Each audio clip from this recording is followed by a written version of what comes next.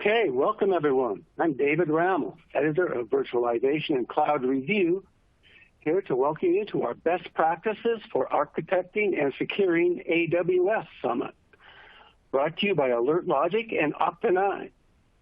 Before we start today's event, we do have some announcements. First, we wanted to let you know that this event is being recorded and will be available for future viewing. You'll receive an email when the replay is available, generally within the next few days. Also, each of today's 3 sessions will be followed by a 5 to 10 minute Q&A, so please be sure to submit your questions as they come up so we can get them answered for you by our experts. And during today's 3rd session, we will be giving away an Xbox S-Series and a 3-month Xbox Game Pass gift card, but you must be present to win, so be sure to stay on for the entire event. Finally, we do have resources from our sponsors, AlertLogic and Okta9, available on the console right now, so please download and check out those. It's because of the fine folks at those companies underwriting this content that we can bring you this summit, so we thank them for sponsoring and supporting the community. Now on to the first session of today's summit, AWS Architecture and Configuration Security Best Practices. It features Carlos Rivas, a well-known AWS infrastructure expert. As an independent cloud computing consultant, Carlos helps California community colleges move their traditional data centers and applications to the cloud. Over the course of his career, he has worked for several large telecommunication providers, managing and configuring network devices using numerous tools and languages, including Java, Groovy, Python, Perl, and PHP. Carlos, it's great to have you here. Please take it away. Thank you so much. I'm really glad, excited to be here to share with you. And by the way, in case you have questions that are related to this content, DevOps, cloud, AWS specific, there's my LinkedIn information. If you want to connect, I'm always happy to answer your questions and help out in any way that I can. So today I have a really good one for you.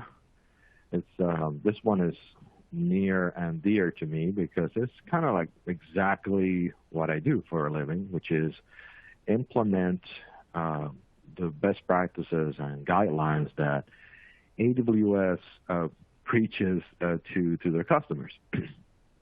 So whenever I have an engagement with somebody as an outside consultant coming in, there's usually some big ask.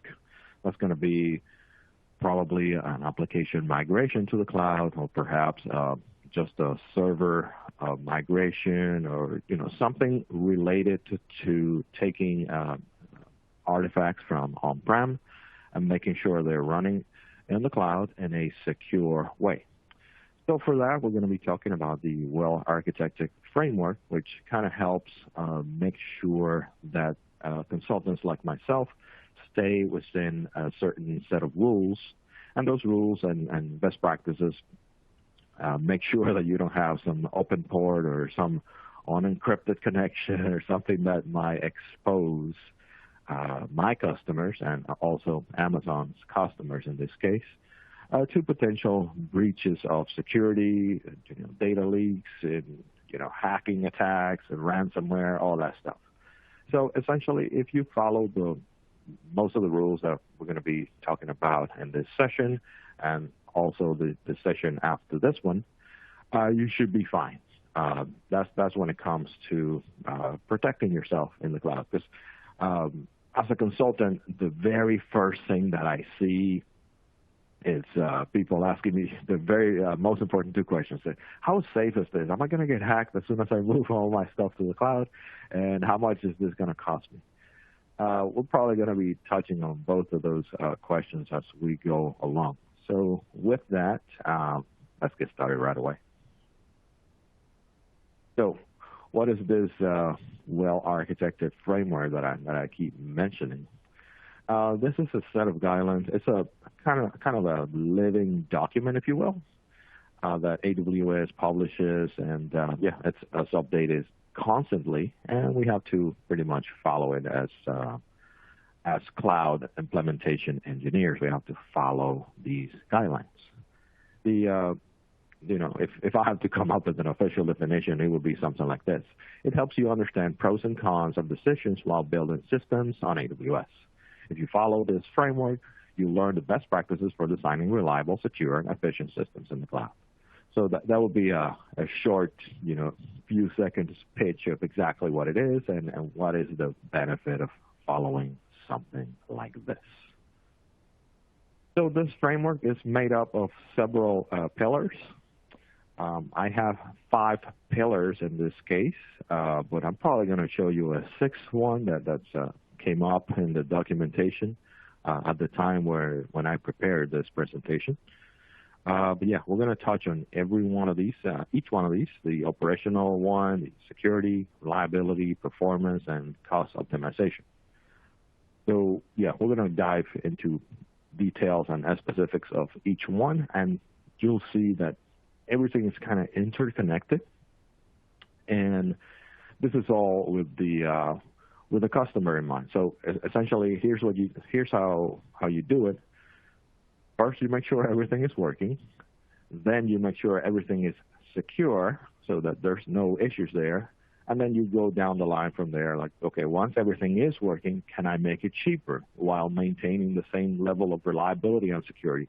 So there's an interplay between these pillars or foundational steps of this framework.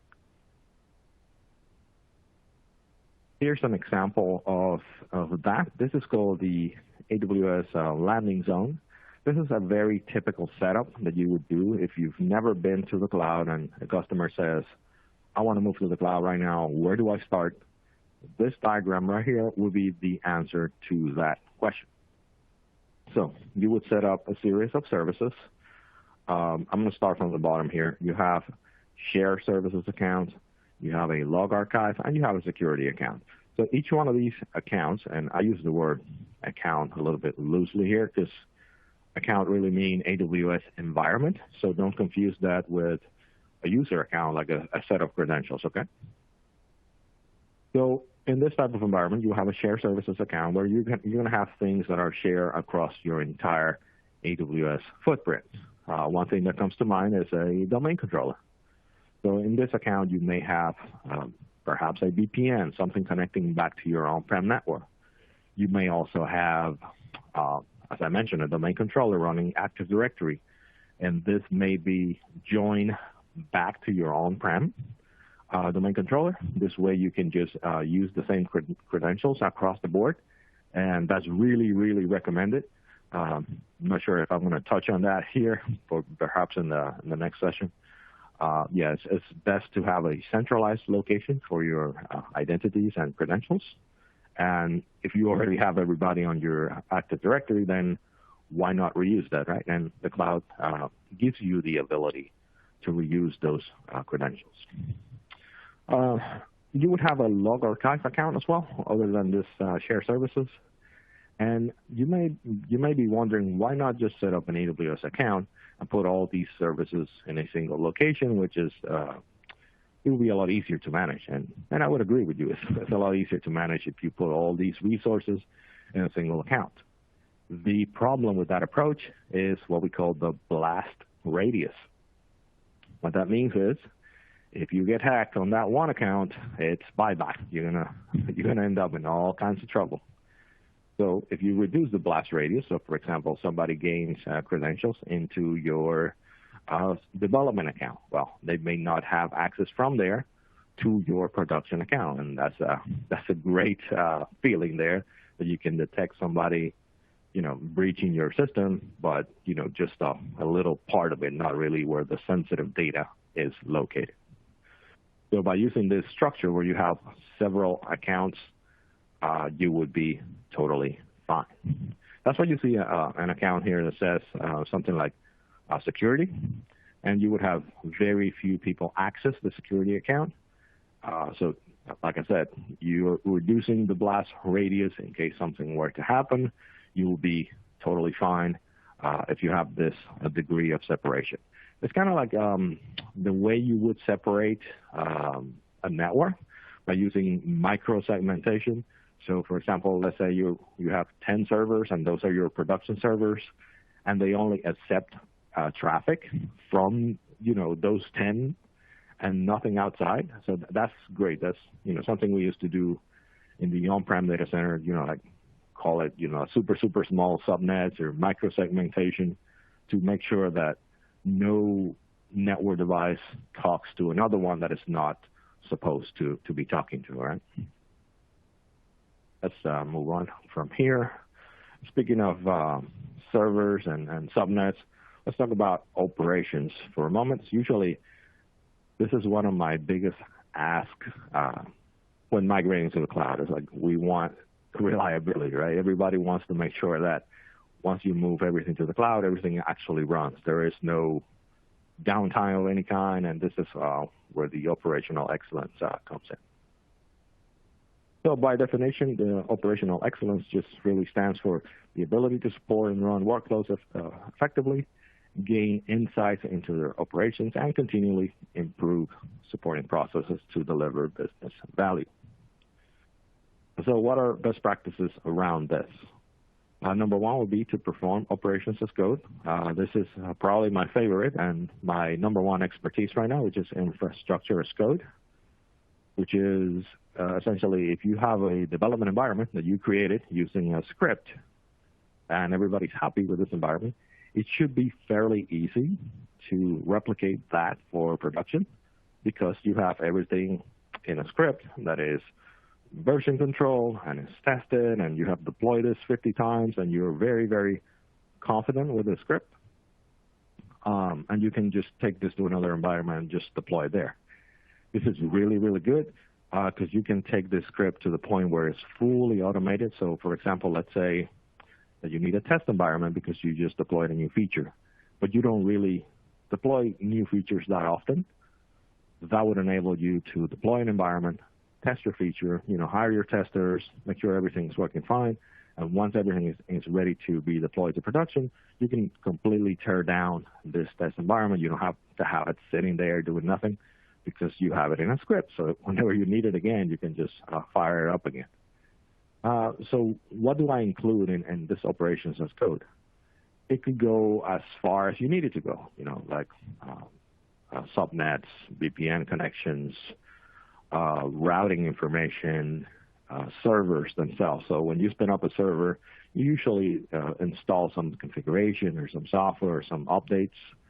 You can automate all that stuff. You can, create Linux bash scripts or PowerShell scripts. You can do all that 100% using infrastructure as code. I'm not limiting myself to AWS in this case, by the way. So if you have a tool like Terraform, if you heard about that tool, you can use it in Microsoft Azure, Google Cloud, and it works just as fine. Now, if we're talking about AWS, I prefer something called the Cloud Development Kit, or the CDK, for my infrastructure as code. So just be aware of those names, Terraform, CDK, CloudFormations. Those are the tools that are going to help you to do infrastructure as code. Another best practice would be to make frequent, small, and reversible changes. So it's never a good idea to deploy a load balancer, with Windows servers, Linux servers, and all the routing and everything all at once, because when something breaks, you're not even going to know where to start looking. So take advantage of version control like GitHub or something like that, and just do small features one at a time, especially when it comes to infrastructure as code, and that would certainly help you there. In fact, something that I do is I just go directly to the AWS console. I make a change by hand, make sure everything works just fine. And when things are working properly, I say, okay, let me now go ahead and update my code. Now that I know exactly what's going to happen, I can do it in code. Now that I have the confidence, I already tested this by hand, I know exactly how it works. Let me go ahead and update my code. And one last thing here is to anticipate failures and learn from them. Simply what this means is kind of like what I just described, where you have a potential problem. Let's say you're mounting a drive to a Windows machine and you get an error. Just make a note of that error, knowing that it can happen. And if it happens to you, it probably happened to somebody else. So make a note of that and, have a plan of action for and if that happens. Now, what are examples in this case? I mentioned something like Terraform and CDK. In this case, in this diagram, I have CloudFormation. CloudFormation is the #1 tool. It's not exactly the most efficient use of your time, but it definitely gets the job done, and it's the original AWS tool for infrastructure as code, CloudFormation. So keep that in mind. Another one that can help you here is AWS Config. What config does is essentially track down changes to your infrastructure. So this can be considered a security tool, for example, because if you have a new server in your network, this server happens to come up in the middle of the night where nobody's working, that's considered a security breach, like something's going on, right? And this tool will allow you to detect if somebody made a change to your servers or deployed a new server for whatever reason. Anything that's related to your infrastructure, if it changes, it can be tracked with a tool like AWS Config, right? Other tools that can help you, CloudTrail, CloudWatch. We're going to be touching on these tools as we go along because most of these serve more than one purpose. So for now, this is enough. But yeah, we're certainly going to be touching on each and every one of these as we go along. So security.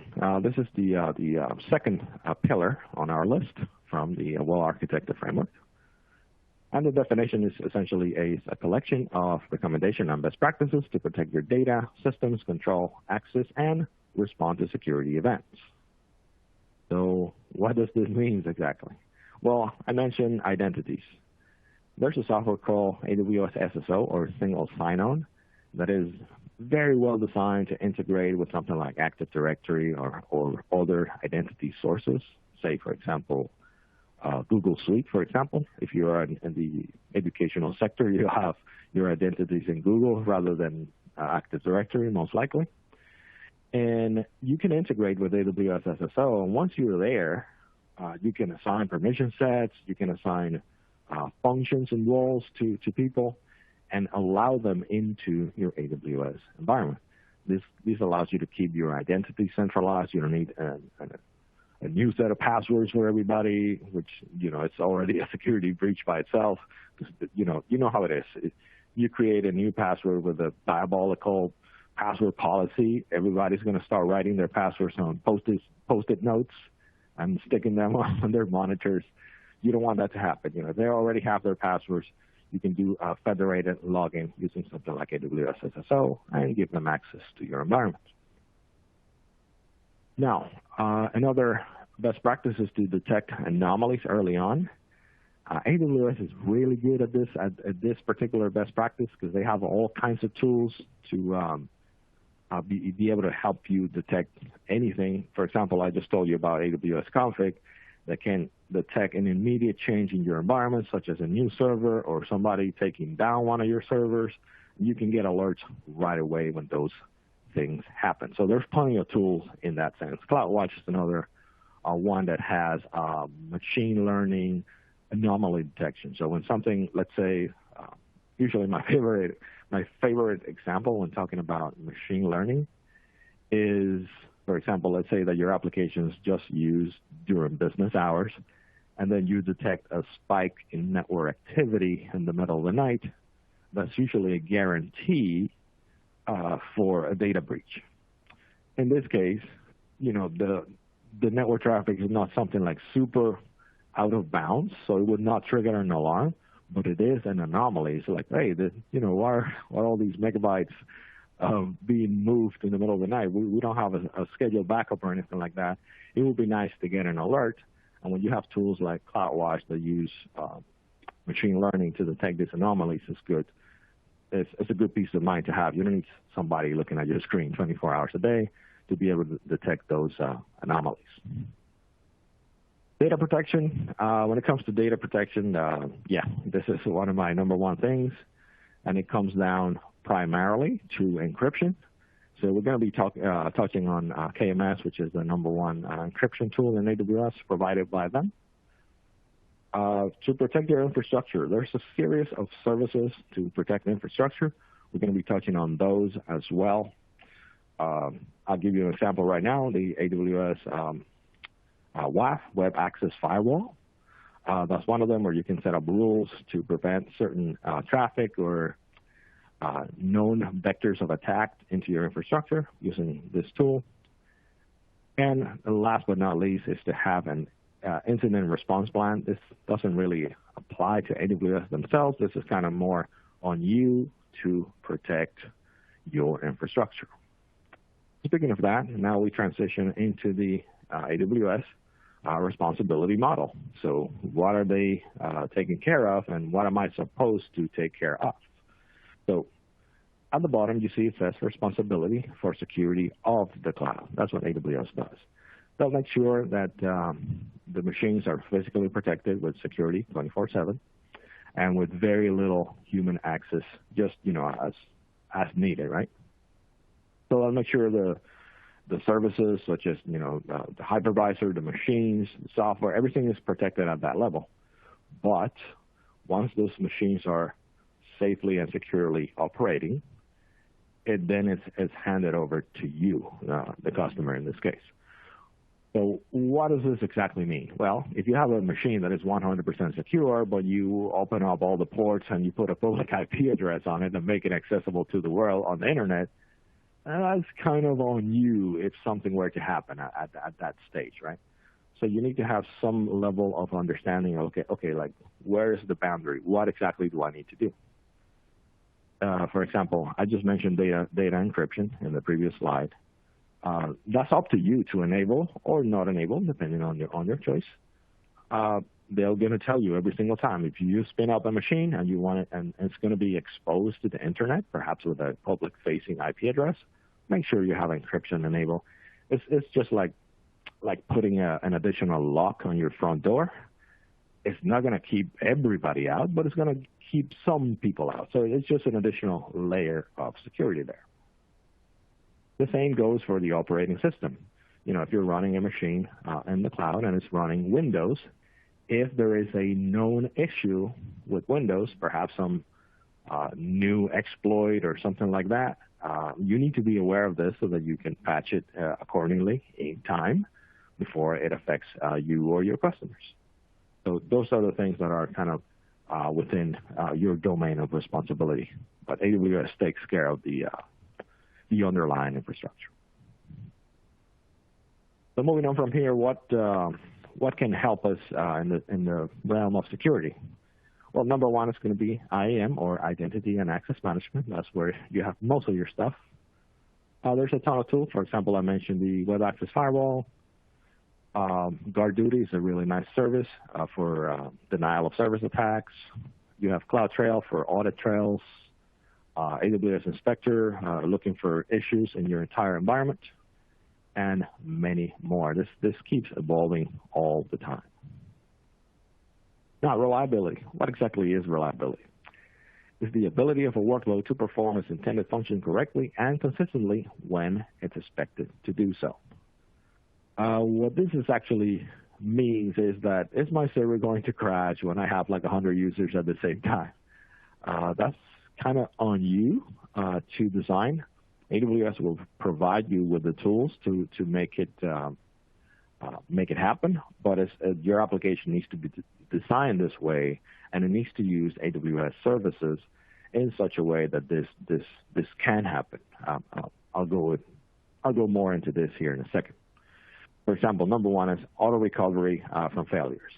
In other words, AWS provides you with health checks, and these health checks are going to be monitoring your infrastructure 24/7.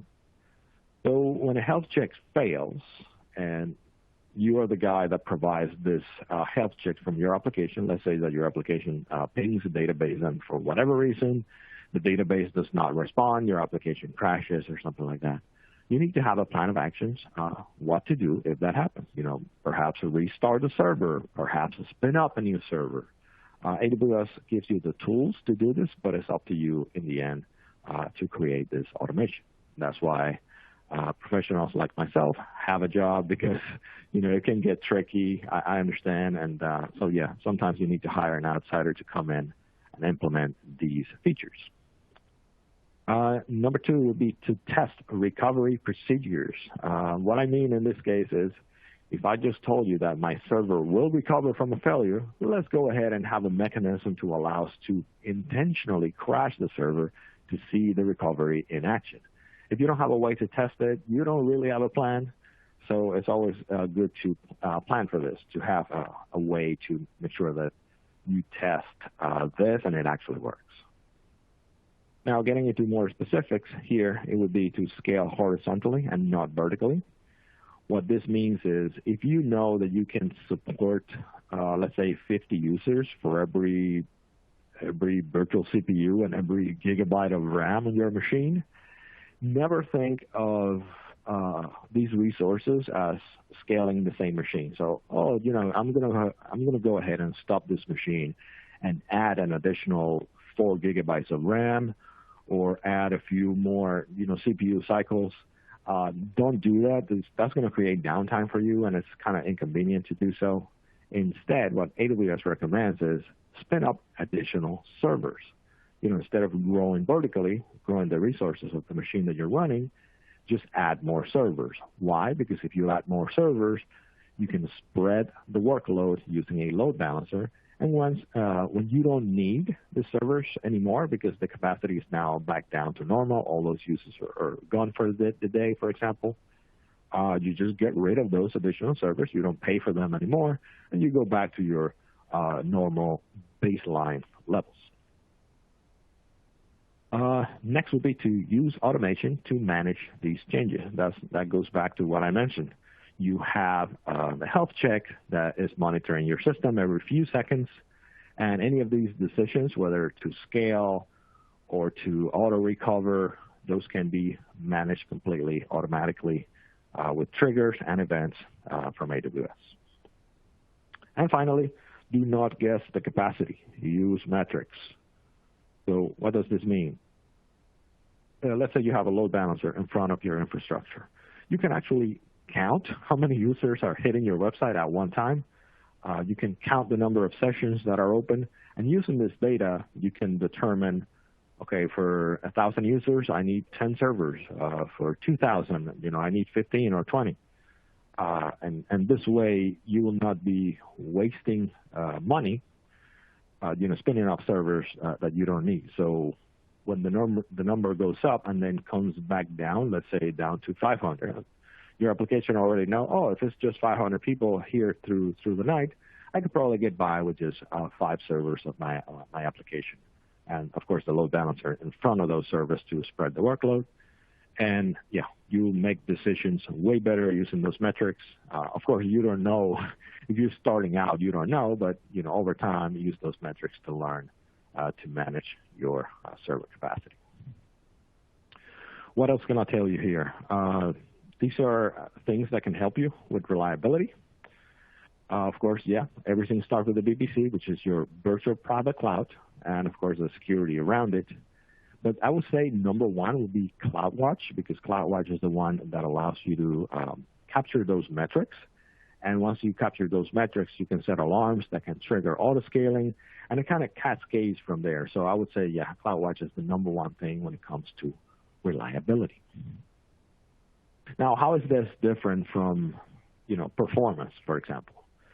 Now, performance is slightly different because now we're not just talking about being able to access the system, but now we're talking about accessing the system in an efficient way. So in other words, if more people are logging into your application, are they having the same experience, or is your application now slowing down because of less available resources? So this is what this performance pillar is all about. The best way to move forward here is to use something like new technologies. New is a very relative term in AWS, because something like 6 months old in AWS is like really old. But if I could name something specifically, it would be serverless technologies. Simply because serverless allow you to scale in a pretty much infinite way where you don't have to worry about that. You just write your code, whether it's a Python function or a JavaScript function, and you let AWS manage the necessary infrastructure to run this code and serve it to 100 people, 1,000 people, You don't care because you only pay for the actual code execution. You don't pay for the actual infrastructure. So this is a great way to be able to maintain performance while also, keeping that flexibility. Like, I don't want to be paying for 1,000 servers if I'm not using them, right? If I have like 10 users in the middle of the night, why would I be paying for this? So serverless can really help you there. Also, reduce latency using a multi-region architecture. Over time, you learn that all your users are in California or they are in New York. That allows you to find AWS resources that are geographically close to your users and give them, in turn, the best performance. Now, of course, we start working our way back. Now that we know everything is working properly, we start asking ourselves, how can we reduce costs? How we can optimize for costs? But again, we only do this after we know that our application is performing correctly, and then we come to this cost optimization pillar, knowing that, hey, can we make changes while at the same time maintaining the same level of reliability and performance? So again, this depends on business factors. Like I said, for example, if your application is performing well and your customers are happy, you don't want to just put it in a small server just because and then end up with a bad user experience, right? So that's something to keep in mind. This is something that you would visit, kind of just in case type of situation. Let's see. The very first thing would be to practice cloud financial management. There's an entire dashboard in AWS dedicated to budgets and alarms around billing, and gives you a very detailed and a specific expense report on your resources. Next would be to be aware of your usage. Your usage essentially means how many servers am I using? What's the CPU usage of those servers? Am I just paying for these servers for no reason, right? So that goes hand in hand in the use of cost-effective resources. So if you have a server that has never been above 50% CPU usage, what that tells you is that server is being underutilized. So perhaps if you have 16 gigs of RAM that you're paying for in AWS, perhaps you should consider going down to 8 gigs of RAM and see how that works, right? It will not necessarily affect your application performance, but you will pay significantly less. Now, when it comes to managing demand and supply of resources, that's when we touch on auto scaling, and you scale up and down depending on hours of the day or some other type of metric that tells you the usage of your system. And of course, this is something that you're going to optimize over time. You never start with cost optimization. You just get it done because the customer wants to be happy and they want their customers to be happy. Once you have everything running, then you come back slowly and optimize for cost over time. This is what it looks like. This is a budget in AWS.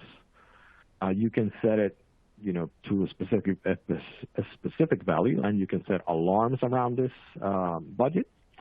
So this is one of those tools that you can certainly use, especially if you're new to AWS and you don't know what to expect in terms of cost as you start deploying resources. This will keep you in line and say, hey, I don't want to go over $3,000 this month or something like that. You can set alarms, and it tells you when you're getting close to your budget and those things. So. And it also allows for predictions. This software allows you to get predictions like, hey, we are at the 15th of the month, and AWS will tell you by the end of the month, in the next 2 weeks, we expect to spend this much based on your current usage, and it will give you like a predictive end of month total cost so that you don't get sticker shock with AWS, especially if you're new to the cloud. I wanted to touch on this one. This is one of the very newest one. This is actually not on my original list of well-architected framework pillars, and it's called the sustainability pillar. This one goes hand in hand with what I mentioned about wasting resources. So it's kind of a way to optimize for cost, but not really. So the definition is a continuous effort to reduce energy consumption and increase efficiency across all components of a workload while getting the maximum benefits of the resource provision. That last part is really important, getting the maximum benefits of the resources. So essentially what that means is maximize the usage of what you have. So in other words, if you're running a machine that's like 10% CPU all the time, go ahead and consider downsizing that machine to something cheaper. Now this new machine will be used like, let's say, 80% CPU all the time. It's a smaller, but it's also cheaper, and you're really not wasting resources. So this kind of goes hand in hand with cost savings, but this is more focused on not wasting resources, right? Let me show you a little sample architecture. And for this, I'm going to be using this little diagram here, which is essentially WordPress. I use WordPress because it kind of relates to everybody, this being the single most popular blog software on the planet. So how would you run this in AWS? Sometimes I like to play a game and go look for WordPress hosting sites and just see how much they charge, and then come here to AWS and say, can I do that for half what they're charging, right? So that's something that you can do as a solutions architect, a little challenge to yourself there. So in this diagram, starting from the left, you have something like CloudFront, which kind of solves the performance issue, because CloudFront is a content distribution network, meaning that your data will be, spread across geographically. So, users everywhere will get their graphics, their video, all the resources. They'll get them right away because CloudFront caches that data and sends them to the users to be as close as possible. From there, it goes into your VPC, your cloud, and you will have the very first thing you're going to have is your application load balancer, which points to your backend WordPress instances. The advantage of this is that your WordPress instances are going to be spread across various AWS data centers or availability zones. The goal here is to, give you reliability. If we have an entire data center failure in AWS, your application will still run in the other data center. That's what the autoscaling would do for you right there. What else? If we continue going to the back end, there's a database with a caching layer, in this case, memcache, in front of that database. This is kind of to reduce all those SQL queries. You'll have them cached in the memcache memory, essentially, so you don't have to hit your database all the time and slow things down. If you notice, the database says Aurora. This is kind of a MySQL flavor, specific to Amazon. And it has a primary at the bottom and a replica at the top. So again, if we lose an entire AWS data center, your application will still work just fine. Now, at the back end, you have EFS or file shares, AWS provided file shares. What this allows you to do is to have many WordPress instances, and they're all accessing files from this number 9, I believe, here at the bottom, which is the EFS. So everything will be accessed there. So you can have 100 servers providing your WordPress application, and they all access the same data. So they're going to look consistent to your users, and the experience itself will be reliable, if you will, because you are keeping the number of servers according to the number of visitors to your website. So as you notice, I keep mentioning data center failure. That goes to reliability, auto-scaling, that goes to performance. So all those little details play together into giving you an overall well-architected framework solution. So what takeaways do we have from this conversation? Let's take a look. Always design for resilience and always plan for failure. It's just so normal to expect that even AWS is going to fail, your application is going to fail. So if you have a plan for those moments, some kind of action, some kind of trigger, some kind of event, you will be fine. You'll be able to provide your application for as many hours of the day as you need, whether it's 24/7 or something smaller. You can have it if you plan for it. Right? And always use autoscaling to balance performance and cost. Autoscaling is what's going to keep your application from wasting money in the middle of the night if nobody's using it. And also, when you have that marketing promotion and you have like 1,000 users coming in at the exact same time to your application, you will have that performance to be able to keep up with everybody if you plan with auto scaling accordingly. Infrastructure, use the security first approach. Make sure that you encrypt everything as you go along, because that's going to be your number one thing. And be sure to test this. Even, I like to simulate even denial of service attack. I'll have like little pieces of software just hitting my infrastructure on purpose just to see if I can crash my own server. So little things like that is what makes your application really resilient. So something to keep in mind is to always test, right? And always experiment. AWS is always putting out new services, especially in the serverless and machine learning areas. Always try those out. Do a little Hello World application and try to learn new technologies, because those things are going to overall save you money and keep your application as resilient as possible. And with that, I'll be more than happy to accept your questions if you have any, and I hope you enjoy this presentation.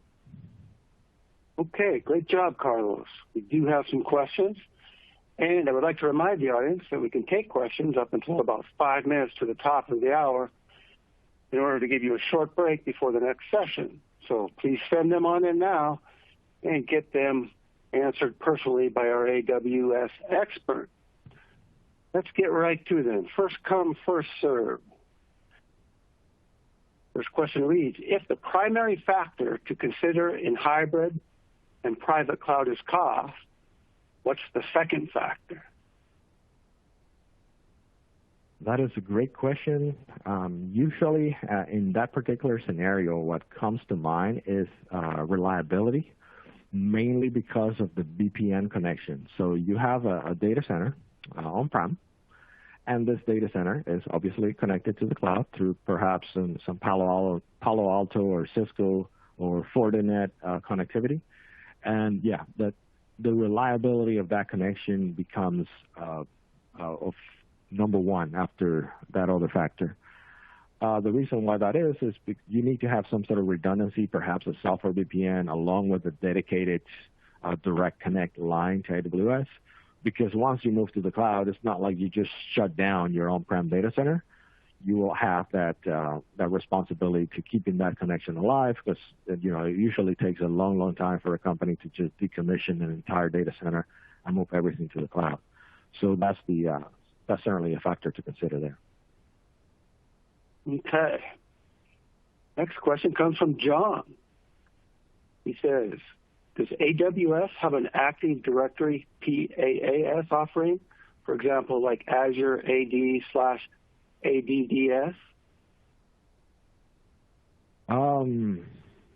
Very interesting. I'm going to have to say no on this one. I can't remember a specific offering for this. Actually, no, I take that back, because I'm thinking of Simple AD, which is an AWS offering, but it's not a true Microsoft Active Directory. But there is another one, which is, I believe it's called AWS Manage Active Directory, and I believe that one does exactly what you're looking for, which will be a 100% compatible Microsoft Active Directory in the cloud. So yeah, that's where I would start looking at that. But avoid the one called Simple AD, because that's not a real implementation of Active Directory. Okay, good information. And I'd like to remind the audience we can take questions up until about 5 minutes to the top of the hour. So please send them on in. And let's get right to the next one. Is it possible to use a third-party multi-factor authentication provider as part of a hybrid cloud setup? Yes, absolutely. Something that I see all the time is something like Okta, which is a very, very popular provider, being integrated as a federated login into AWS. So I've seen it to manage applications within an AWS environment, as well as managing logins into AWS itself. So yeah, if I were to recommend a specific tool for that, it would be Okta. Oh, speaking of which, next question comes from Eric. He says, How well does AWS work with IDP providers like Okta or Jump Cloud? It's actually, it plays very well. I've done a lot of IDPs. I can give you a bunch of names. Ping Identity, Portal Guard, Shibboleth, Google Suites. All of those are, anything that is essentially SAML 2.0 compliant, you can essentially integrate with AWS very, very easily. So it definitely plays well with AWS for sure. Okay, next question comes from Rajesh. What are the best practices to keep infra code consistent, especially when multiple users manage the resources? I love this question, Rajesh. I would say, first of all, avoid people going in and doing changes by hand, because doing changes by hand is kind of just makes your code obsolete right away, right? So yeah, avoid that and use version control. I personally use a GitHub repository to check in and version control my infrastructure as code changes, but don't let anybody go in and make a change by hand, because now your code is behind. That's called, I believe, it's called drift, code drift in this case.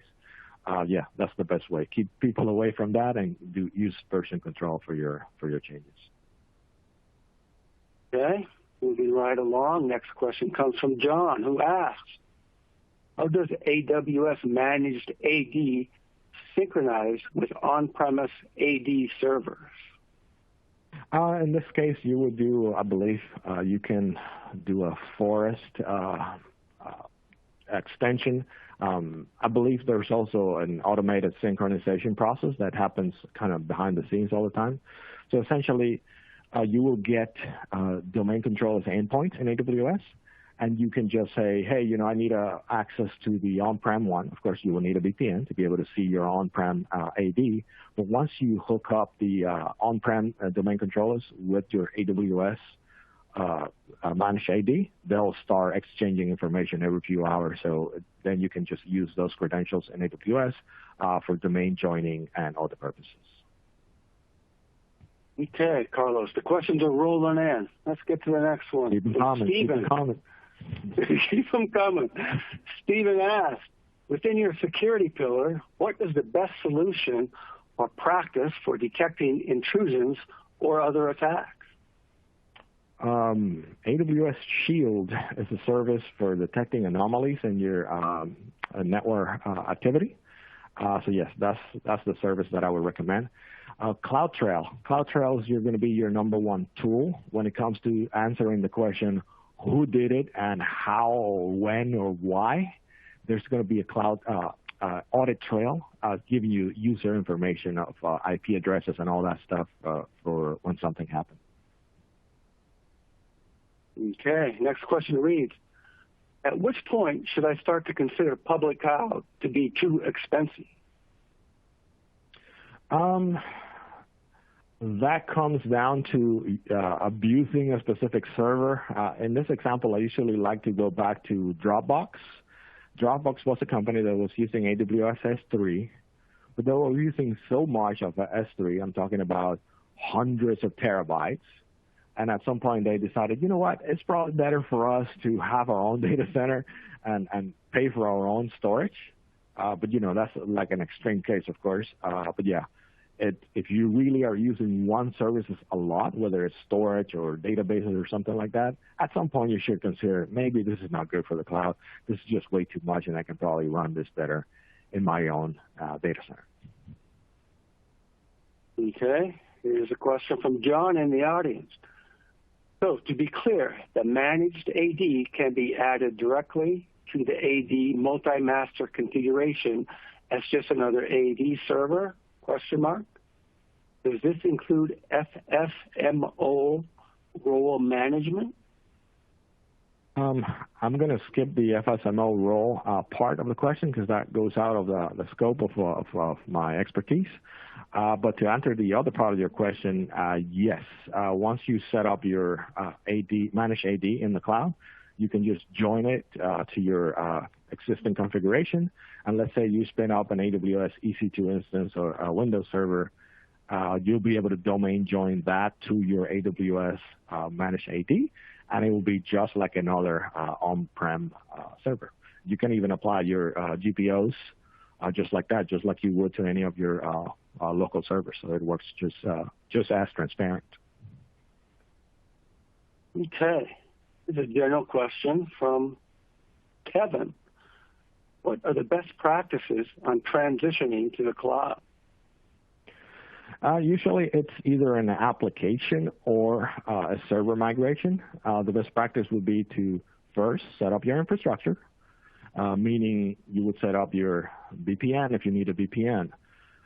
You'll set up your subnetting as necessary, your DNS names, all those stuff. Once you have that set up, then you proceed with your migration, something like Cloud Endure, to move your entire server all at once. Or if it's a small application, you can just, put it in Docker containers and move it to AWS ECS. But the best practice would be to set up infrastructure that you can trust and that it matches very well with your data center prior to any sort of migrations. Okay, great. Here's a question. Does AWS provide tools for private cloud and hybrid cloud? Yes, I just mentioned Cloud Endure. That is a great tool because it provides you with a piece of software, an agent that you can install on servers, and those servers, can be able to easily move them from on-prem to cloud. And also, there's another tool called DMS, or Database Migration Service, that you can use for moving data from on-prem to cloud.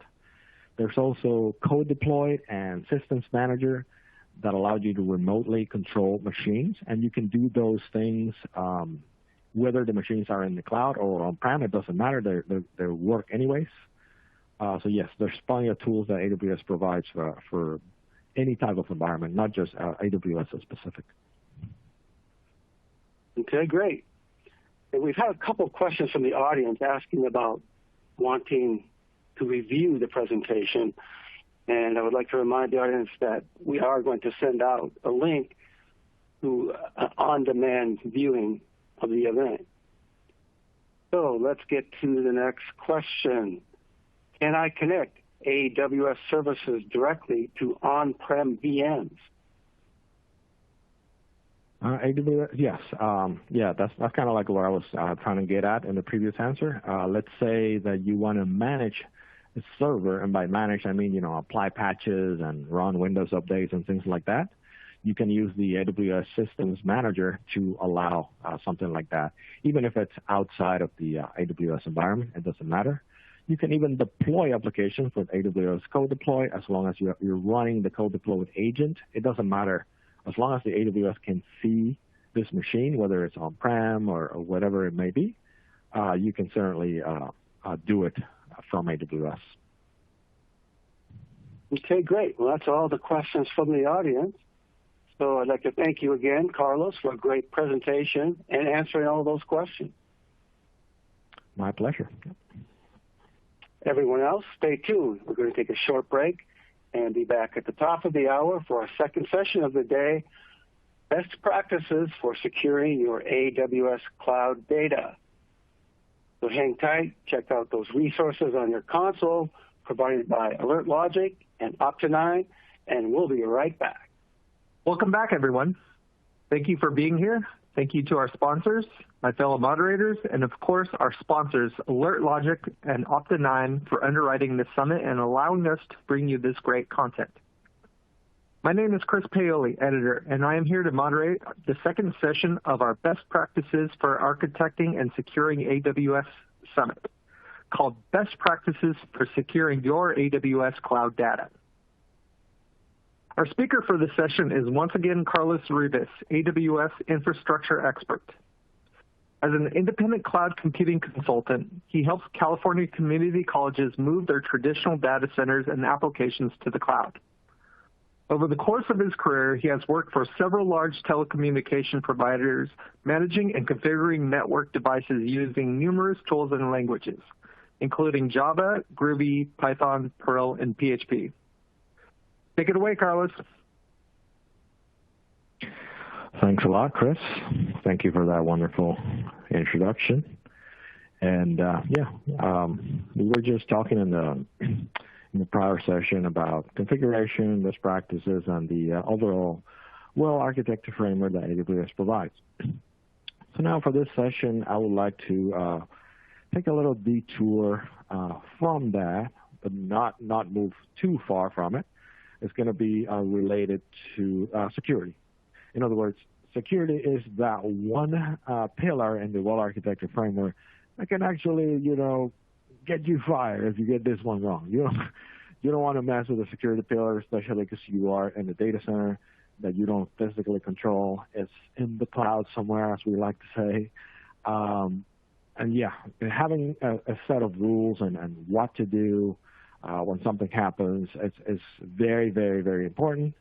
Let's talk about how to secure that data. And when it comes to securing data, I'm talking specifically about the data itself, not necessarily the server. So you will see a lot of emphasis on backups, for example, or you'll hear me talk about storage.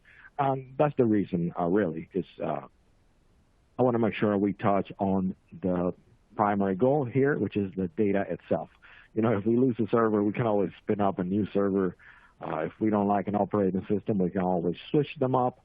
But our data is the heart of our business. So we want to make sure that the data itself is protected at all times. So with that, let's get right into the material. So we're going to start with AWS backups. I'm going to be emphasizing on some new features. And when it comes to new features in AWS, as I mentioned in the previous presentation, 6 months in AWS is a long time ago.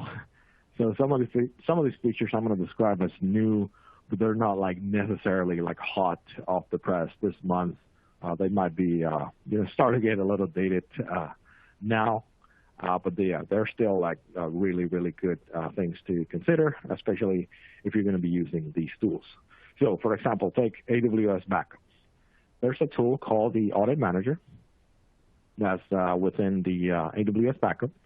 And this tool, it helps you track your activity and changes to your plan or your vault and generate reports.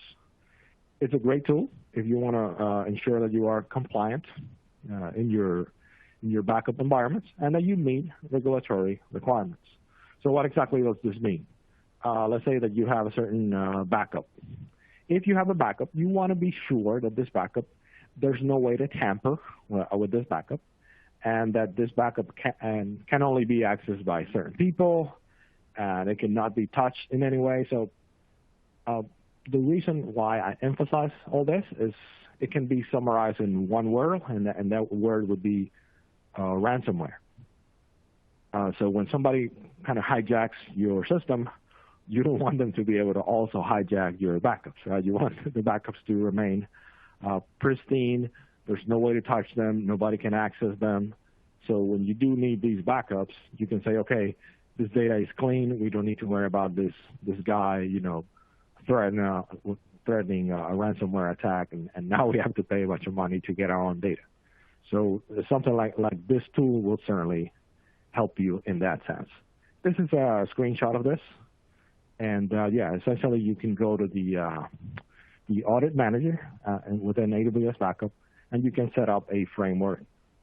They actually provide predefined controls for this. So you don't need to even, they already have in mind the use cases for this, kind of like what I just mentioned, something like that for protecting yourself against ransomware or something like that. So this is a relatively new feature for AWS Backup. So something to keep in mind, especially in that sense. Now, there's something else about AWS Backup, and that is the service control policies. Policies have already existed for AWS organizations, but we're going to touch on them regarding backups. But first, let's define what exactly is a service control policy.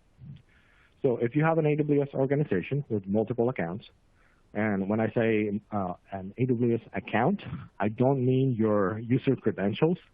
I mean an AWS environment. So, for example, you will have like a share environment where you have your Active Directory and things like that.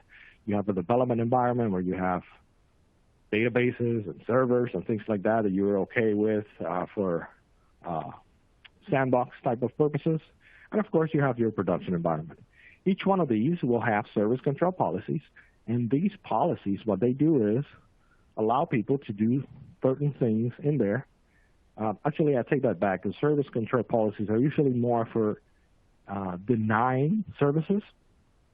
So in other words, let's say that you have your developers have complete full access to administrator rights within their development environment, but there are things that you don't want them to do, like disable audit logs or destroy certain backups or something like that. You would enable a service control policy to deny those features, even though they have full admin rights within their environment. Now, of course, AWS Backups supports this same thing that I just described.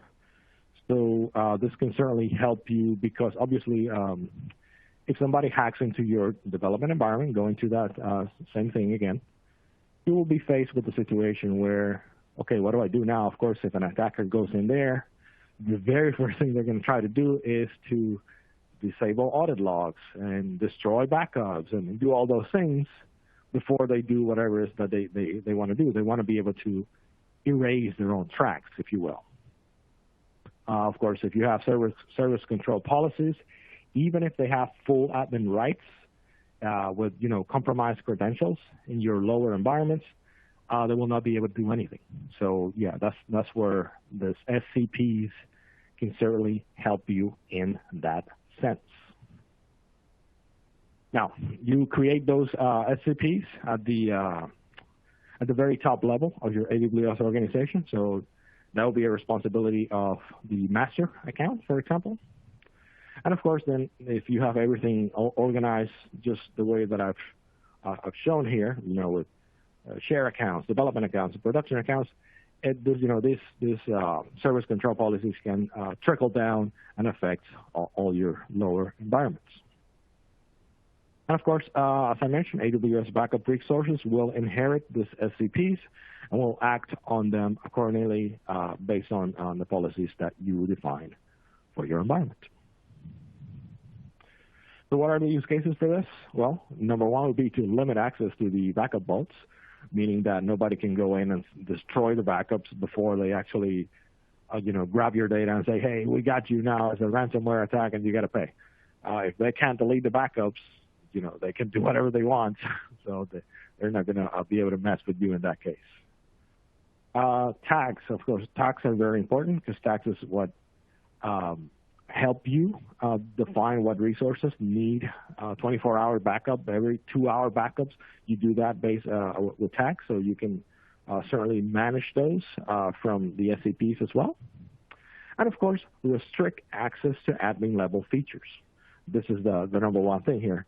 As I mentioned, for example, something like an audit trail. You don't want an attacker to be able to destroy the audit trail, which is the one tool that you're going to use to find out what exactly did they do in your environment.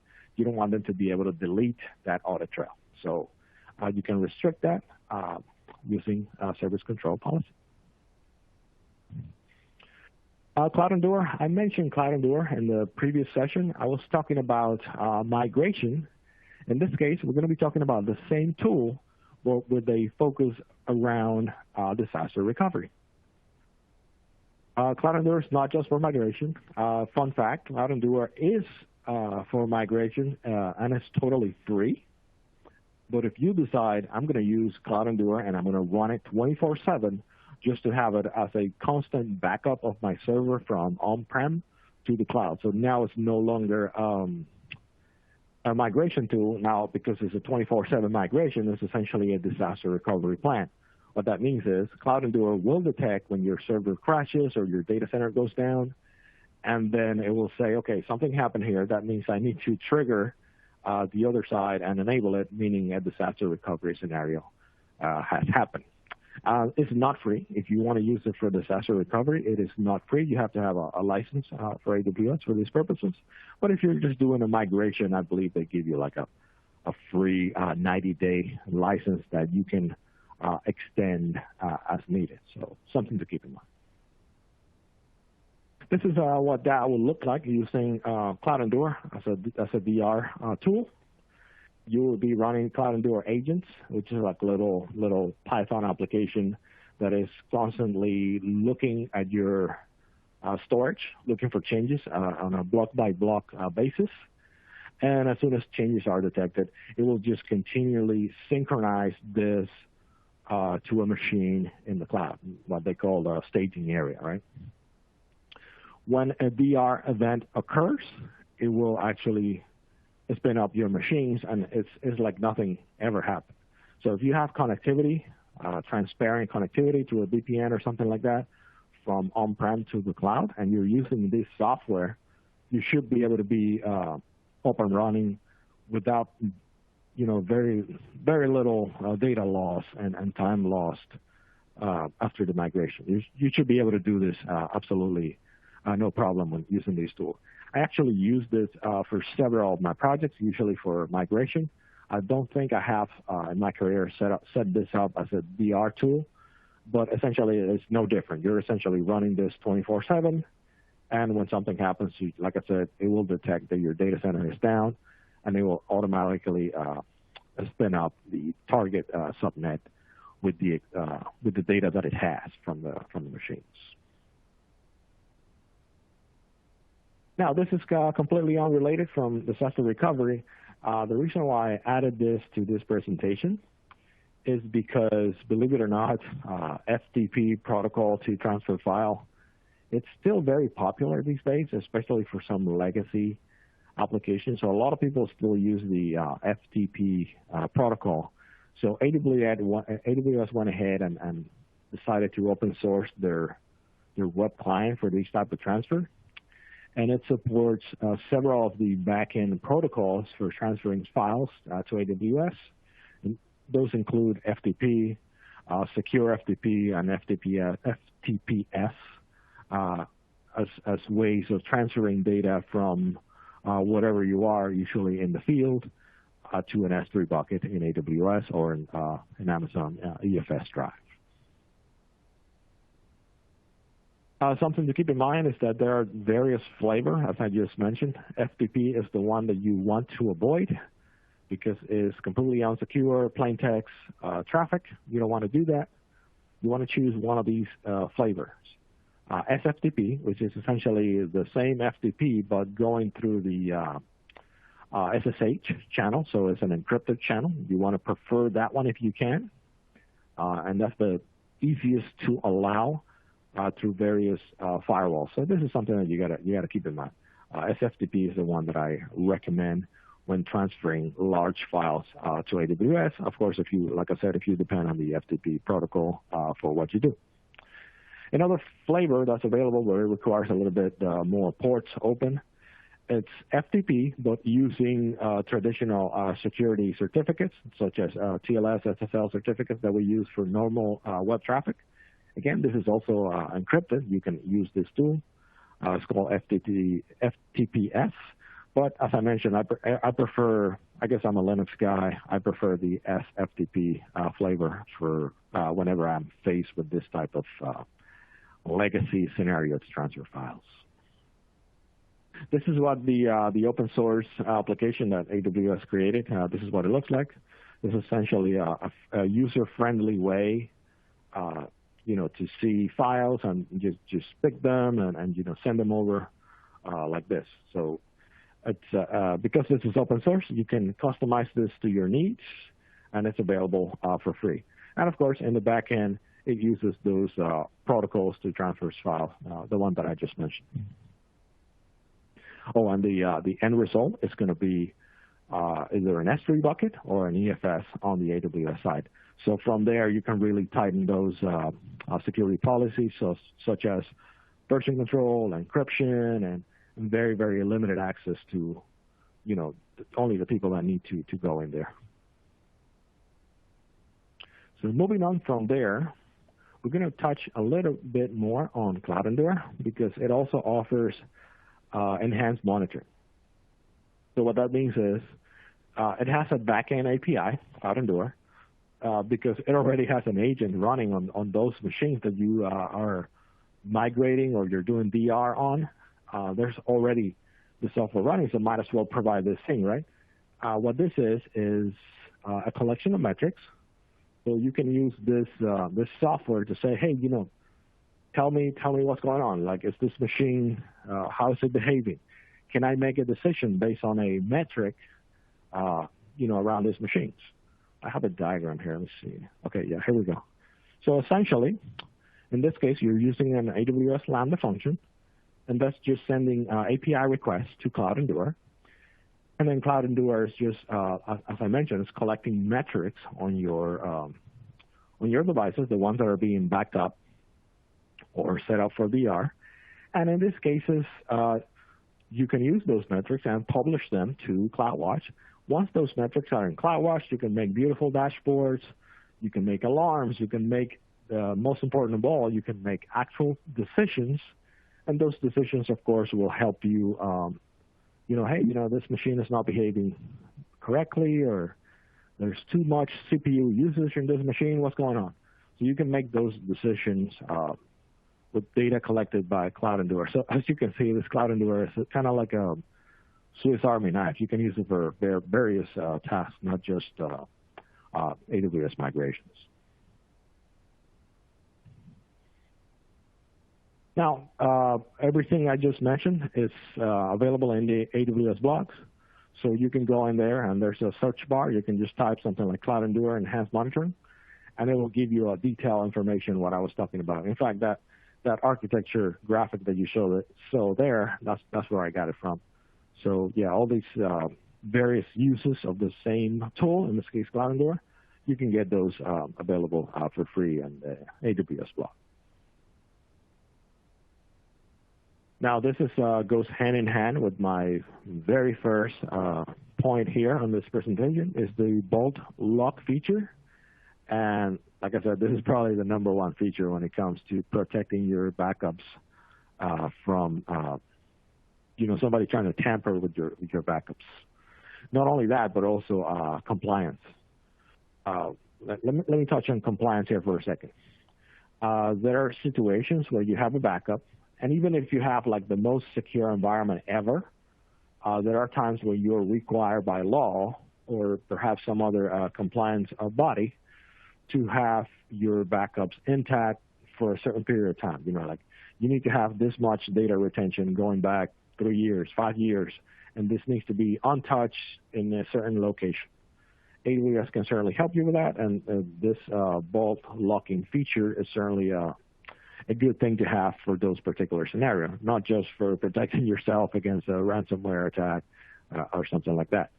So yeah, you can set up a retention period and just set it up in there, and there's no way that anybody can touch it or tamper with that data.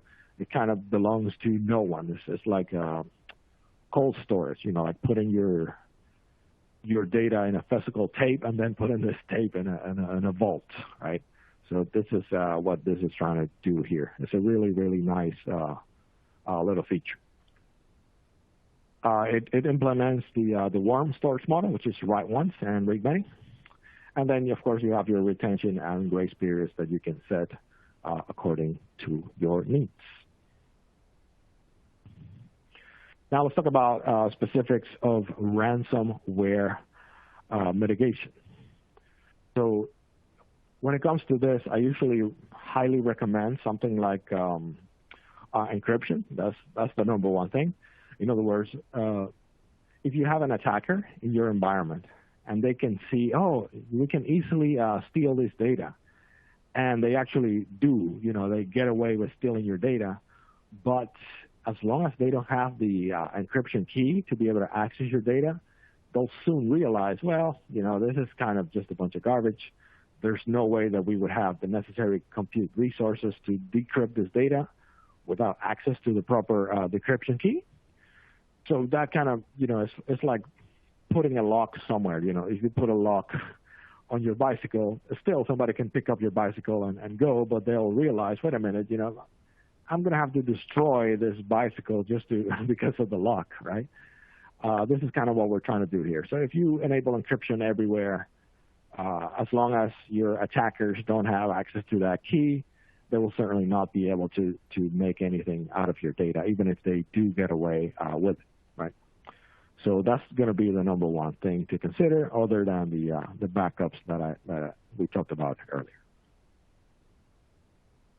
So this is a scenario where we're using this tool, Cloud Endure, in a DR mode.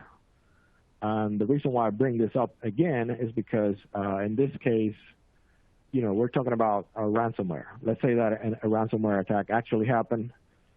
You would just say, okay, no problem. We're going to shut down the on-prem until we figure out what's going on, how we did get a data breach, how we're getting attacked. You shut it down intentionally, and that should trigger your Cloud Endure DR situation, and your machines will come up on the other side. Hopefully, your machines, the ones in the cloud, will not be affected by this ransomware attack, and you'll be able to continue to provide your service. As soon as you move those DNS names to point to the other location, you should be able to continue to provide your server seamlessly to your customer while you shut down your VPN and your current data center situation, and you figure out, okay, how did we get into this data breach scenario? What do we do now? How do we prevent this? And of course, the very first thing to do in that case is go to your backups and try to recover from there. If the snapshot from Cloud Endure is not ideal, you can just go to your backups and recover from there. But of course, like I said, the very first thing is to shut down that network connection, enable your DR plan, and go from there. What else do we have? Oh, SSM. This is a really cool tool, and I get to use this tool pretty much on a daily basis for managing machines, whether they're on-prem or in the cloud. Once you get to 10, 20 or more servers, especially if they are the type of servers that are unique and running all the time, you want to have a tool like this. And this tool will say, oh, there's a new Windows patch, and I have to log in manually to 50 machines to run a Windows patch because, it's a security patch and we need to apply it right away.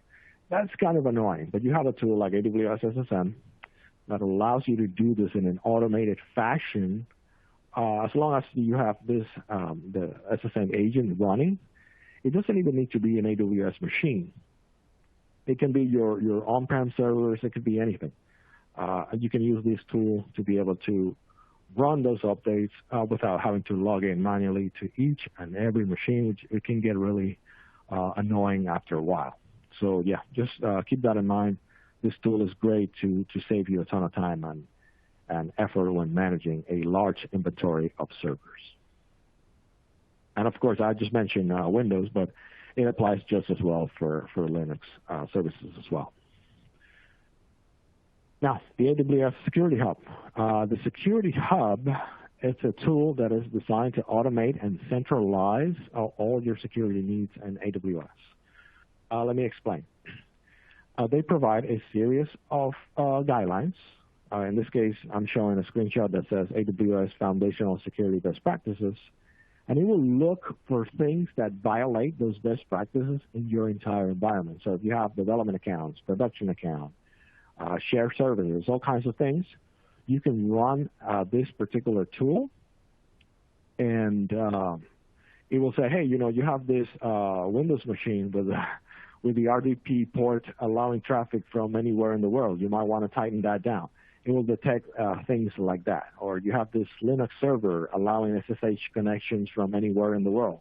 You might want to limit that to a specific IP or a specific range. It will detect those things, and it will give you a score and a report that you can use as your list of actionable items to improve your security score over time.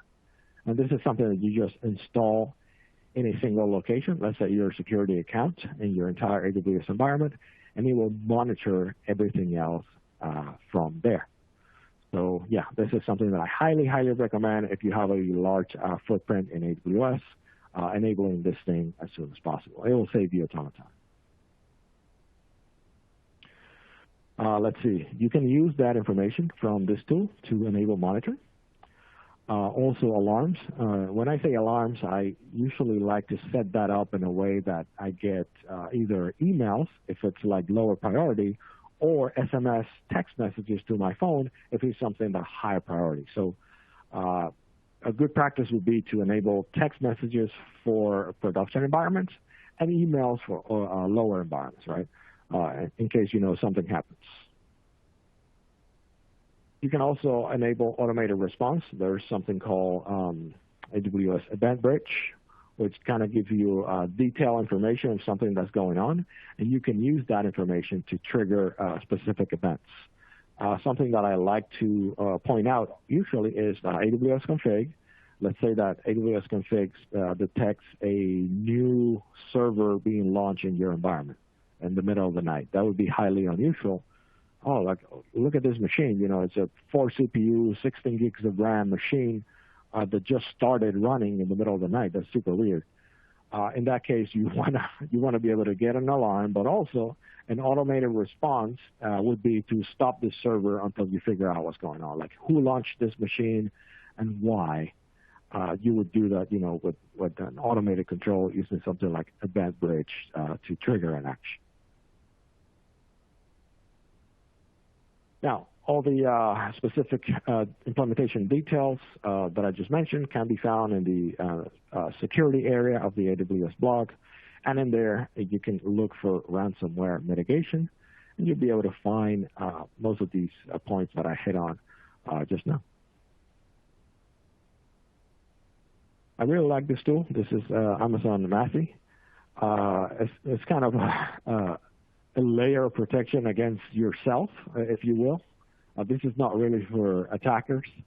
What this does is you'll put your data somewhere. Let's say that you need to show your database to somebody, right? For auditing purposes. You want to get that data out of your database, or perhaps some other text file or JSON document that you may have, and you can put it in an S3 bucket and then run this Amazon Massey job, and it will scan that data looking for sensitive data. So what is considered sensitive data? Somebody's phone number, somebody's credit card information, or social security number, any of those highly specific, highly identifiable information for one individual person. This will give you an alert and say, hey, this database has this information. You may not want to share this with certain people, or you may want to sanitize or anonymize this data before you share it with your auditors or somebody like that. So this is, like I said, this is a layer of protection more against yourself making a mistake rather than an attacker gaining access into your system. It's a way to keep yourself honest, if you will. This is more or less what I just described.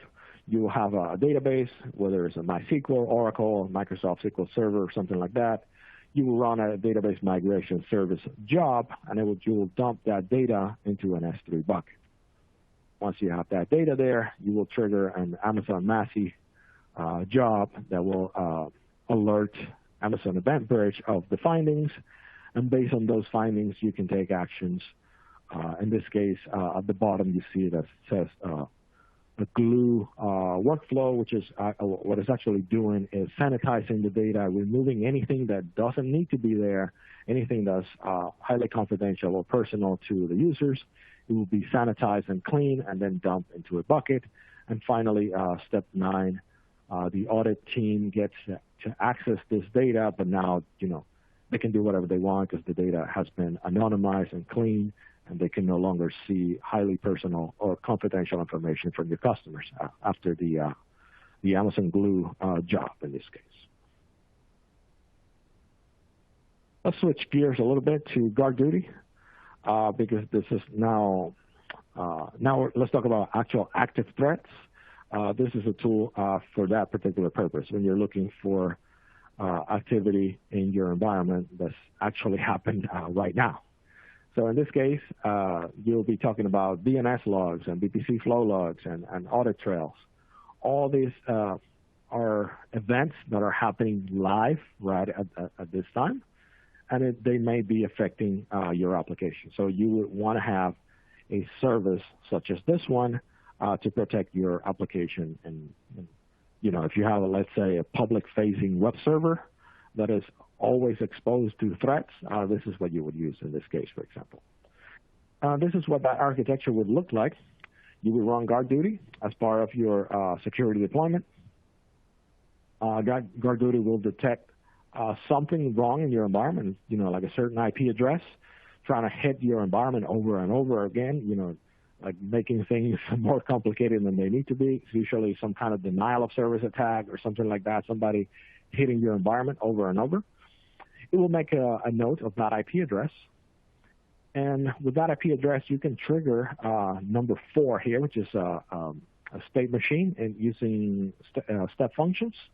And then, of course, it will give you a notification. You will get an alert. This is one of those that I mentioned that you want to send to your phone and not to your email. You want this to be high priority. At the same time, you can take that IP address and record it in a database. Now, why do you need that IP address? Because you can use that IP address to create a rule in the AWS Access firewall. And once you provide that IP address to the firewall, you can actually just block this person and your problem technically goes away until the attacker, of course, changes their IP address and comes back at you again from another location. But yeah, having this protection, for let's say for a denial of service attack, this is great.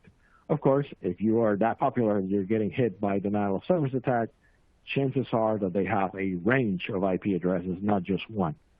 So it's good to have these tools that can help you deal with this in an automated fashion. So this will be a great tool to have for this type of protection against constant attacks. Like I said, more of a live environment. This is not, like a ransomware or, sensitive data. This is more of a live threat, which is usually in the form of a denial of service attack to your service. And with that, of course, I will be more than happy to take your questions regarding security. Chris?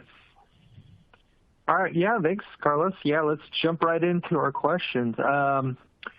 Here's a pretty specific question from John about the Cloud Endure. Is the Cloud Endure Python only, so that Python must be installed on each server to be managed? Actually, that's a great question, and I guess I shouldn't have mentioned Python. Python is kind of like the back-end technology for Cloud Endure, but they don't actually force you to have that tool as part of your deployment or as a requirement. Once you set up Cloud Endure, you don't need to worry about what back-end technology is there. I just mentioned that because I happen to know exactly what technology they use to create their software. But yeah, it's not something that will affect the performance in any way or that you have to choose Python or anything like that. It's just the technology they use to create Cloud Endure. Okay, great. Here's a question from Stephen. If I already have RDS configured to do nightly backups, can I still use the AWS backup service and the Vault option for those existing backups? That's a great question. And yes, I believe as long as those backup snapshots are tagged properly, like put a tag in there that says database or production or something like that. And once the AWS backup service starts doing a scan, looking for your backups, it will certainly find that one and take action as needed, such as moving it to a vault or setting Tampa-proof settings or something like that. You can certainly do that regardless of when you created those backups. So you don't have to set it up first and then start backing up. So yeah, it will still work. Okay, perfect. Eric wants to know what's the best practices for backing up serverless architecture? Ooh, that's a really good one. When it comes to backing up serverless, it really depends what is your backend storage solution. When you're running serverless, you usually have something like a DynamoDB or a NoSQL database, or perhaps S3 storage if you're handling files. So if you're using S3, for example, of course, you can manage your backup by yourself because S3 has its own backup features. But if you're on RDS, then you have to go, what the previous question mentioned, you have to set up something like AWS backups or some sort of RDS backup mechanism.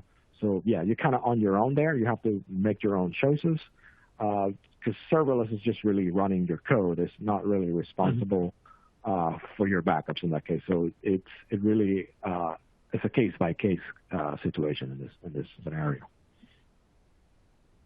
Okay. Earlier you were talking a little bit about malware. Is that the top threat to be concerned about in cloud, or do you see a bigger security threat? Well, there's usually the threat of somebody breaking into your environment, but AWS already provides plenty of tools in that case. Single sign-on, eliminate multiple points of access. But yeah, when you have an application and this application is facing the world, okay, that means that by definition, you need to have some sort of public port open so that people can use your application. So it becomes tricky to just start blocking people because some of those are going to be your authentic traffic accessing your application. So you don't want to just make it super difficult and start blocking everybody. So you want a tool like AWS Guard Duty to be able to, and AWS Web Access Firewall to be able to distinguish between authentic traffic and people that are just trying to bring down your application by hitting your server over and over again every few seconds. You would definitely need some kind of AWS provided automation for that because you can't really keep up with that, especially if you have thousands of people on your website all the time. You're going to need some automation to be able to distinguish in that case. Okay, great. Ramil wants to know, speaking of tools, what are the native AWS security tools that are enabled by default, and what security tools are good to enable after? That is a really great question. I would say, for example, I mentioned Security Hub in my presentation. That's not by default. You have to manually go in there and set it up. If you have a web application, the Web Access Firewall is not going to be there by default. You have to enable that by yourself. So there's very little, I would say, for example, the Trust Advisor, AWS Trust Advisor, provides a few common sense type of deals, and that one is enabled by default. But pretty much everything else kind of falls under your own responsibility to have to go in there and say, hey, I need this enabled. But they can't just enable everything by default because everybody's use case of the cloud is going to be slightly different. So, services that cost money, they just don't want to have them running all the time if it may not apply to your use case. So that's why it kind of falls under your responsibility to enable the security tools that you need. Okay, Matt has a more specific question about his environment. We're looking to POC AWS Patch Manager underneath the SSM umbrella. Are there best practice docs for setting up patching for on-prem Windows as well as on-prem and cloud Linux? Best practices, I would say no, because that kind of falls on your decision making there. So let's say that you have a Windows update that you want to run. That's going to be probably specific to you, or let's say that you have this software. I need this software installed on all my Windows machine, and that's going to be very specific to you. I would say if you need a best practices that I could give you right now, try to do, what do you call this thing, a PowerShell script that you can run and test on a single machine by yourself and make yourself comfortable with this script. Make sure it works just fine, and then take the script and put it in the SSM patch manager, and then you can just ship it out to all your machines, knowing full confidence that it will run because you already tested properly. So that will be my best practice in this case. The same goes for Linux. You would just create a bash script with the necessary information and put it out there and just deploy it after you're comfortable with it. Just deploy it to your entire infrastructure using the patch manager. Okay, great. Yeah, Matt also has a follow-up to this. Do you recommend separate projects or instances for managing patching on-prem versus cloud servers, or is it easier to manage it all from one central location? As an automation guy, I would go with the centralized solution. Just do it from one place, affecting as many servers as you can in one go to save yourself the effort. Like I said, only do this once you have tested your solution. You have a little script that you can test in one machine.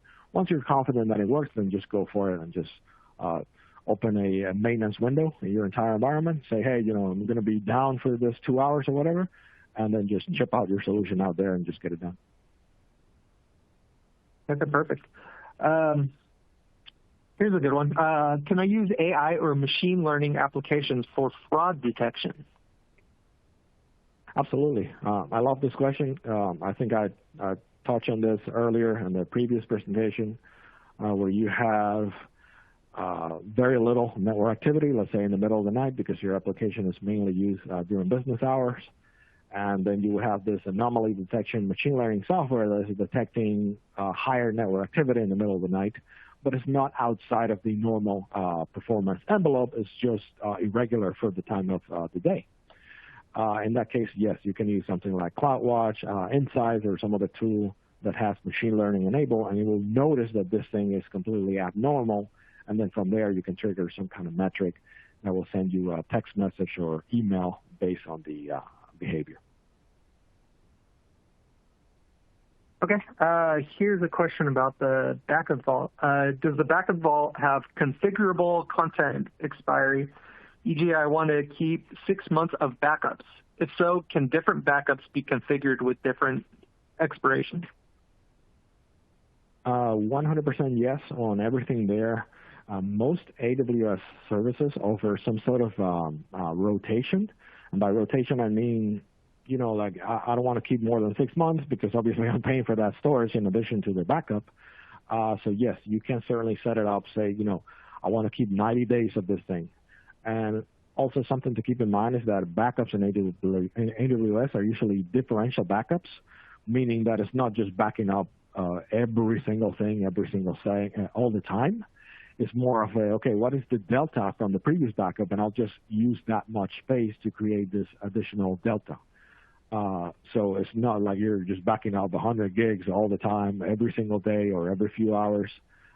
You can just do that differential and just limit it to, say, 90 days. And then if you need something different, you will just set up a different backup policy for that other servers that need 180 days or 365 days, depending on your needs.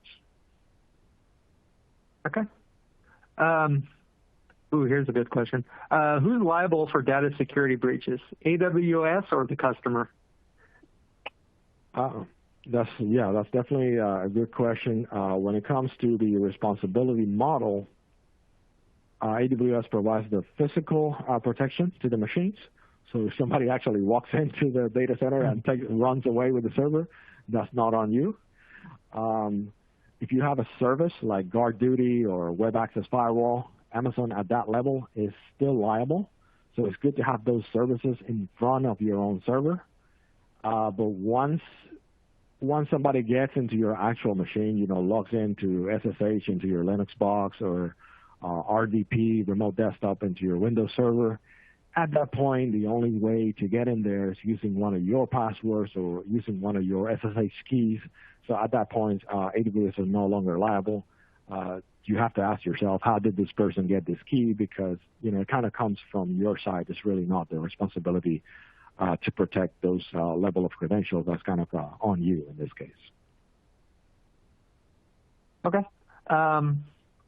Eric wants to know, how do backup systems work with containers? Is there any consideration with containers?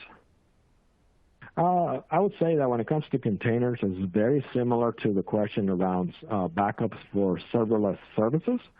The containers will provide you with a reliable platform to execute your application, but the containers themselves can't really hold data. You need a backend database, something like that. You need a backend database, you need a S3 storage, you need somewhere to put the files because the containers have this nature of being very transient. They're going to go away, they're going to be shut down, they're going to be recycled. And then, of course, the standard policies apply to how would you back up your database using like AWS backups or just regular snapshots every few hours. If you need to back up your containers themselves, well, in that case, containers are just pieces of software running on top of underlying infrastructure, and that infrastructure you can just back up normally, taking regular snapshots or using something like AWS backups to just take regular snapshots, daily or weekly snapshots of these machines, and the same rules apply as I mentioned earlier. Okay, great. Here's another one. Can we use MIXI to detect sensitive data before they reach CloudWatch lock groups from EKS workloads? That is an absolute awesome question. If the way to answer this is to make sure that your logs are going to something like S3 first. I don't think you can use CloudWatch as an input source for that service. You will need to put them in some kind of S3 bucket, which you can. You can just send CloudWatch logs directly to S3. You don't need to go through CloudWatch itself. But yeah, once you do that, you can detect your what's going on there and have your data sanitized at that level, and then perhaps use a job to send that data to CloudWatch logs to be able to use it as normal logs from there after the process of necessary sanitation. But yeah, I would say put it on S3 first, and then trigger a job for sensitive data in there prior to use it as CloudWatch logs. Okay, great. This question looks to be right up your alley, being a automation guy. How do we automate security in the cloud with AWS? Automation, I would say the very first thing, the top tools would be number one, CloudWatch, because you can use those metrics to generate alarms and then have things happen from there. Number two would be the Security Hub, because it can detect what's going on out there. And going back to that very last slide that I had, that would be my other choice would be Guard Duty for active threats, and something like VPC flow logs to detect internal traffic in your virtual private cloud in case something is going on in there. In any of those situations, you can generate an event, and once you generate that event, you can trigger a certain workflow that will make decisions, like, hey, let's shut this whole thing down until we figure out what's going on, or perhaps just send an alarm to have a human look at the situation, or something along those lines. So the automation starts with the monitoring services. Once those are enabled and detecting things in your environment, then your job becomes, okay, what do I need to be alerted on, and what are going to be the automated actions to take based on what's going on? Okay, let's roll on. We got a lot of great questions for this session. How do you detect EC2 launches to mitigate risk of cloud cryptojacking? That's something very popular, and it is so popular that these days you don't really have to do anything, because AWS will kind of detect it by itself and say, hey, something's going on in this account that's pretty weird, and they will know it and take action accordingly. You would never even know that something happened. But if you need that layer of protection to do it by yourself, what you would do is to enable something like AWS config, which is looking for specific infrastructure changes in your environment. And once those changes take place, as I mentioned before, that's the monitoring step. And then it would go to the alerting step and say, hey, something's happening here. What do we want to do? You would then trigger an action and say, hey, I want to shut this down. I want to just lock the environment down until I find out what's going on, or turn off the internet, or turn off the VPN in this particular environment until I sort this out. If you needed to do this outside of AWS, let's say Azure, for example, there's an open source tool. Well, actually, I take that back. I think that tool only works for AWS, but it's called Cloud Custodian. And this tool allows you to do all this thing that AWS config does, including stopping servers that you didn't request. And you can use this tool. I believe it has multi-cloud support by now. And it's a great tool for this same job. But if you want an AWS native solution, that would be AWS config for this scenario. Okay, our next question actually segues nicely. How do you lock down AWS completely? Or is it even possible to completely lock it down? Very, very interesting. It really depends. I have seen one scenario like this, and it was in the public health sector. And the scenario was like this. You would set up a private subnet or a private cloud in AWS with private subnets only, and then you would route traffic in and out of that cloud through your on-prem data center. So in this case, the cloud becomes an extension of your on-prem data center. There is no way to access the internet. There's no way for the public internet to access your cloud in any way, shape, or form. And on top of this, you're running a direct connection from your data center to the cloud, meaning that you don't even use public routing. You just go to your telecom provider and from there directly to AWS. So you're not routing to the public internet at all. So is it possible to lock it down completely? Not entirely, but you can get pretty close, like 90+%. There's no traffic in there that you don't know about. So yeah, the cloud can be as secure and isolated as you need it to be. Okay, great. I think we actually hit all the questions, which might be the first time I've seen that since I've been moderating these things. So thanks a lot, Carlos. Yeah, thanks for both your great sessions this morning. Thank you. It was a pleasure.